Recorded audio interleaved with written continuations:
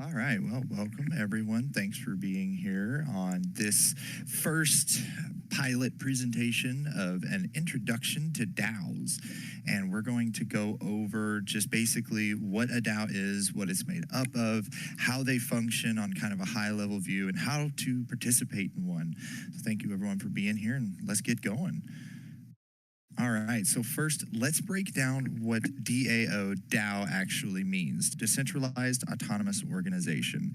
So D for decentralized, and as denoted in the name, DAOs are decentralized entities of operation, but what does that really mean? And that means they don't have a central governing authority, but rather rely on the authority of consensus, which is majority agreement in some form by design. So they're designed to only answer to that consensus majority agreement. And to better understand kind of what decentralization is, let's go over the three basic types of network frameworks that are out there. So we have centralized, decentralized, and distributed. And you can see some of just the high level view differences with this illustration here.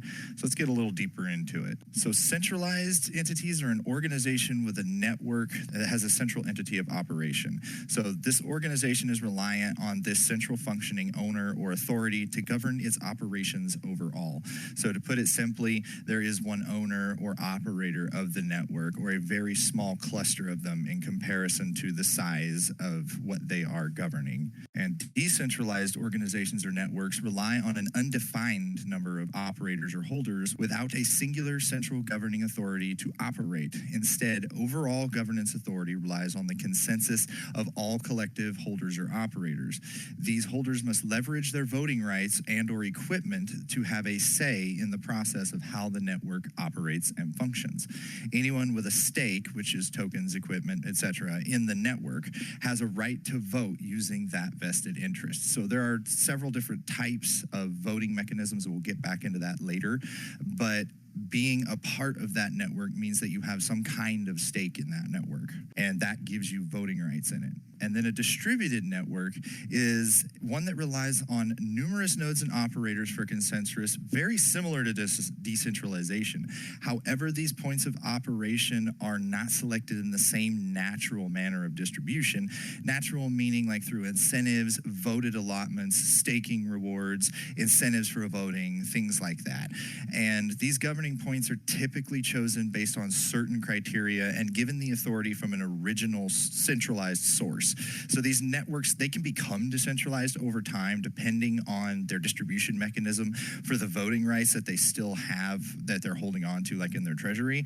But that is a lot to do with just how they operate after that initial distribution. If they continue to control that source of voting rights, or if it becomes more natural after that initial distribution. So now that we've compared the different basic types of organizations, I hope that gives you a little better understanding in how decentralization stands apart from the others. So next, let's talk about autonomous, being capable of operating without direct human control. An autonomous application, network, or contract is one built to accept certain inputs from outside sources that are predefined within the program or contract. Inputs from people define which functions in that contract are executed, and then they are performed automatically. So basically, it just means that in this case, like on a blockchain, the contract that is put on the chain for executing votes has certain parameters that it's allowed to execute on chain, and those are predefined by the contract. Now, people can choose via proposals which of those parameters that they're wanting to execute, but the execution of them and the availability of those specific parameters is autonomous. And organization, this is pretty simple. A body of people organized with a particular purpose, such as a business, society, association, or group. I put our little logo up here because we are an organization. And here's the big question. So now that you understand a little better, why would you use a DAO? So like, what makes a DAO desirable over a traditional centralized organization, such as a bank or corporation? Because they do have their own area where they're good at what they do. So the real answer to that is freedom of choice over what happens across that organization or network. Every person who participates has the ability to choose or approve actions taken that affect it.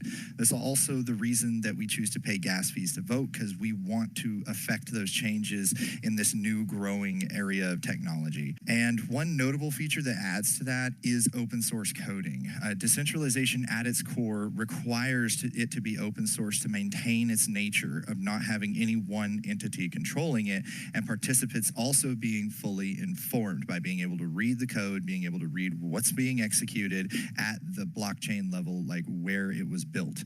And DAO builders and contributors use public repos such as GitHub to host, share, and submit these changes for public review.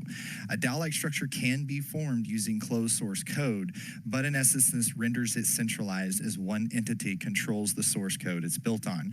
So like that's a really interesting point to kind of hone in on, is that there actually are a lot of like even DAO-like structures out there that call themselves a DAO because they are built and operating in a DAO format. But if the code is not viewable, if people can't actually go look at the code it's all built on, that does kind of nullify it being decentralized, because people need to have the option to see that, to be fully informed about what they're voting on and what happens behind the scenes. And that's kind of a key point for decentralization. So the purpose of a DAO, in short, is to provide a means to have direct authority for every individual who's a part of an organization. So if your favorite app or phone app or anything ran like a DAO, you'd be able to vote on or approve any changes and updates to it. DAOs allow people to have direct input on things that actually matter to them. So like, your favorite, say if Facebook was a DAO, then before they do an update or anything that changes it, they would allow people to see everything about it and then vote on whether they actually liked it or not. So these decentralized autonomous organizations empower users and builders and leaders alike. So it's a really strong suit all the way around when it's done correctly. All right, so now let's get into DAO governance participation a little bit. So how to vote. Now that we understand the basic types of organizations and what a DAO is, kind of what its purpose is, how do we participate in one? And that really does depend on how a DAO governs itself. There are a lot of different ways that DAOs achieve this, so let's take a look. So the first and original node consensus model was Bitcoin. And in that model, the voting happens with hardware supporters of the network. Bitcoin nodes follow consensus rules like DAOs do, which are rules that are agreed upon by the community. A change in the Bitcoin consensus rules or the protocol itself requires 95% of the operating node structure to approve and instate. So to vote on any changes to the network, it's done by physically instating the proposed change to their own software parameters on their node.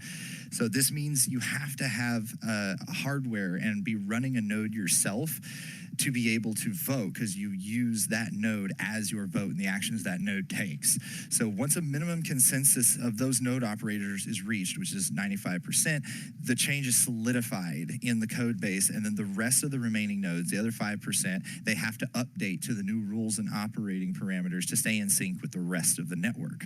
So this original network consensus model is the root of DAO structure, which requires a majority of participants to agree on any change made to the network or protocol to achieve consensus. This majority requirement does vary by DAO, though. It can be lower, much lower than 95%. Typically, it's more than 50%, because then you're actually getting like majority. But 60% seems to be one that I see a lot for voting platforms, but we'll get into that more later. All right, and then the next model, and this is the one that people are probably the most familiar with, is a tokenized governance voting model. And Ethereum introduced this as a new type of DAO model that allowed developers to build token contracts and voting mechanisms and DAOs on top of the existing blockchain structure. So these token contracts as DAOs could create their own autonomous governance mechanisms, while the Ethereum blockchain itself is governed by a node consensus model similar to Bitcoin's in overall operation. Now, Ethereum is a little different because they have miners running nodes. That's changing soon. So, and Bitcoin has miners running nodes, but my point there was that Ethereum's changing soon to POS. So that information will become a little outdated soon. In the tokenized governance model, the holders of the tokens, called voting rights, that's what they refer to these tokens as, voting rights, they vote on any changes to the DAO organization or protocol.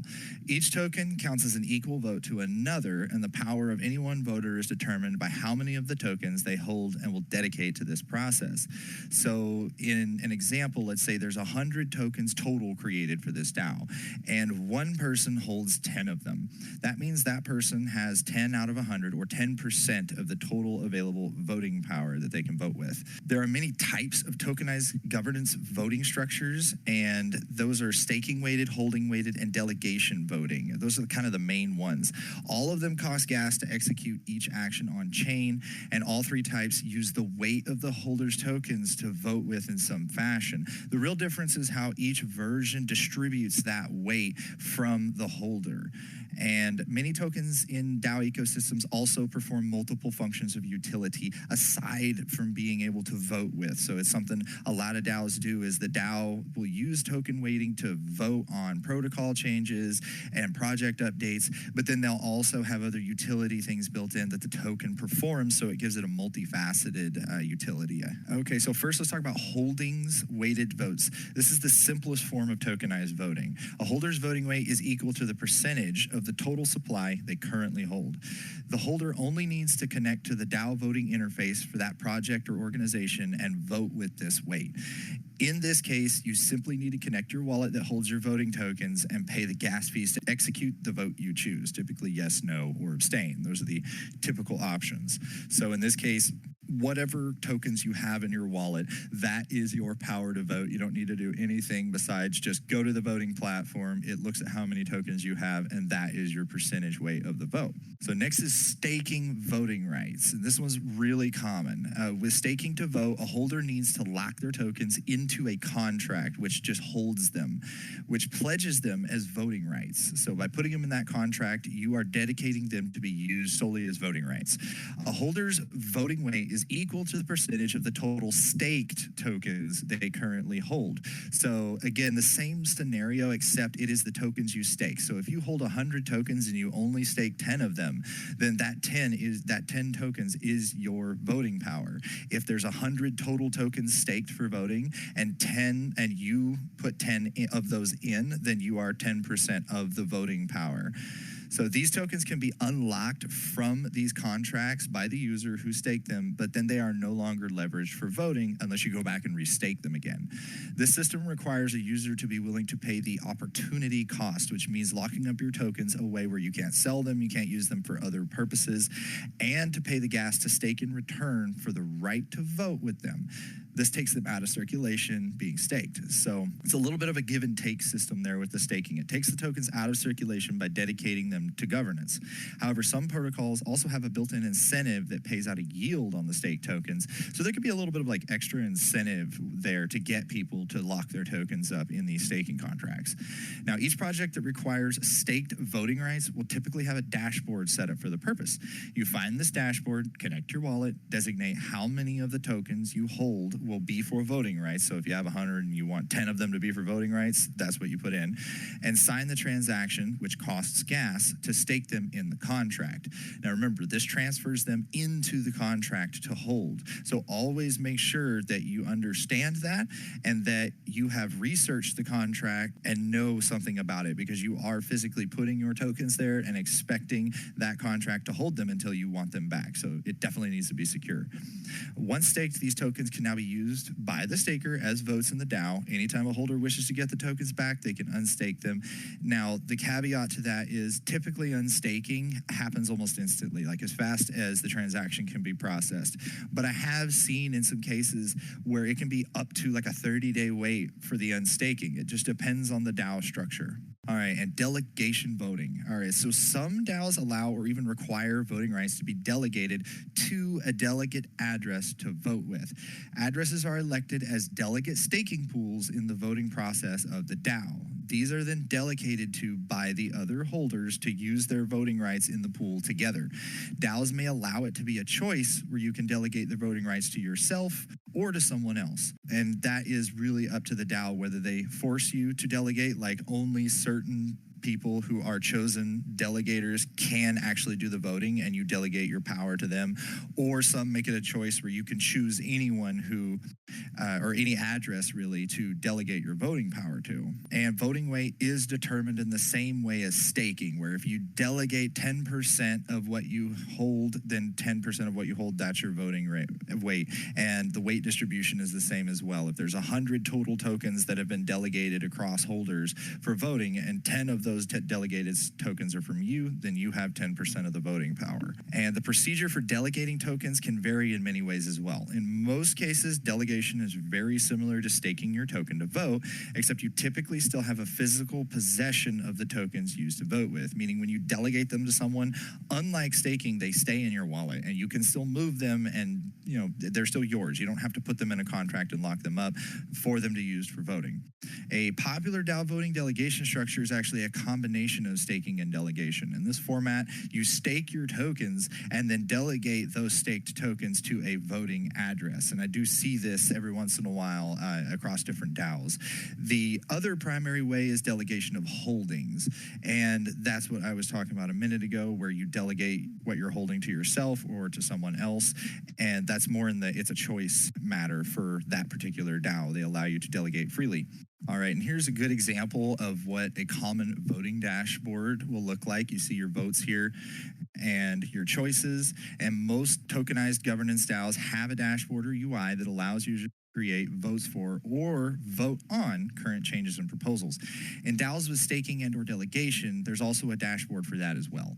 So information on those dashboards for any particular project is usually found on their associated website, social platforms, Twitter, whatever it is that they report information about themselves on. That's typically where you can find the links and whatnot to their voting dashboard. All right, now we're going to talk about the DAO proposal process. All changes proposed on any DAO are made public and voted into enactment. There are two general categories of voting: contract executions or protocol improvement proposals. I kind of put those together because both of them can have direct effects on the protocol. They're just formatted a little differently. And then the other type is signal votes. Some variations can affect each other as well, but these are the main types of on-chain consensus mechanisms currently. So an example of a PIP would be EIP 1559, the Ethereum Improvement Proposal.